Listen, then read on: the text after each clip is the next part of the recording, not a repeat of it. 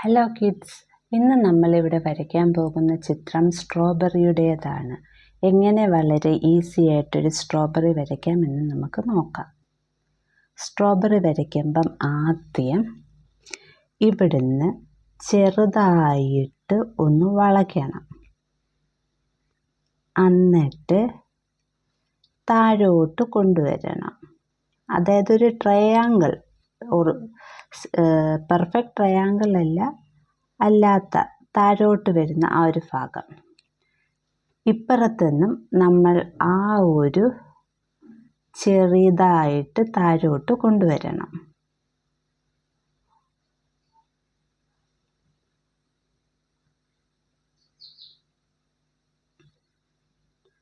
എന്നിട്ട് താഴെ എത്തുമ്പോൾ അതൊരു യു ഷേപ്പാക്കി ഇതുമായിട്ട് വരയ്ക്കുക. എന്നിട്ട് സ്ട്രോബെറിയുടെ ഇവിടുന്ന് 2 സ്ട്രെയിറ്റ് ലൈൻ മുകളിലോട്ട് വരയ്ക്കണം.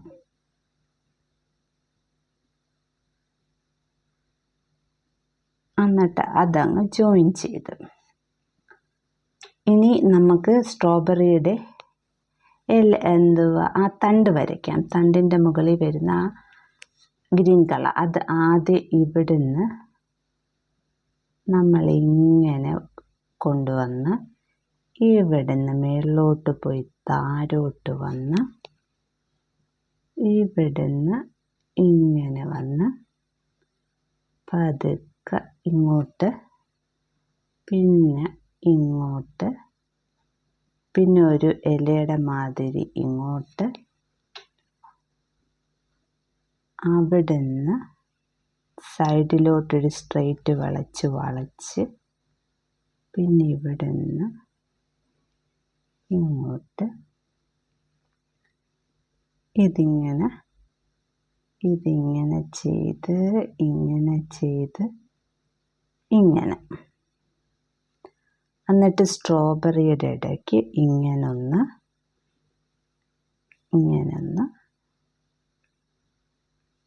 പിന്നെ ഇവിടെ ഒരു ബ്ലാക്ക് ഡോട്ട്, ഇവിടെ ഒരു ബ്ലാക്ക് ഡോട്ട്, ഇവിടെ